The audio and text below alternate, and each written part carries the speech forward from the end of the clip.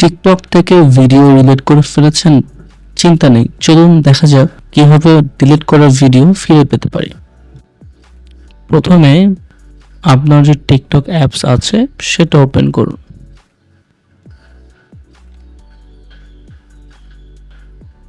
TikTok apps open হওয়ার পর ডান পাশে যে প্রোফাইল অপশনটা আছে সেই প্রোফাইল অপশনে ক্লিক করুন। প্রোফাইল অপশনে ক্লিক করার পর এখানে খেয়াল করুন যে ড্রাফট অপশনটা আছে, এখানেই নর্মালি আপনার ডিলিট করা ভিডিওগুলো অ্যাভেলেবল থাকে, তো আপনি এখান থেকে ভিডিওটা ফিরে পেতে পারেন।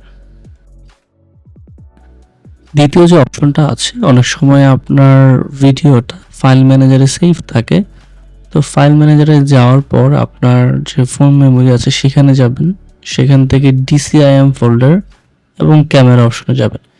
দেখুন আমার যে প্রথম ভিডিওটা আছে এটাই আসলে সেই আমার ভিডিও যেটা ডিলিট হয়ে গিয়েছিল, তো এখান থেকেও আপনি ভিডিওটা ফিরে পেতে পারেন।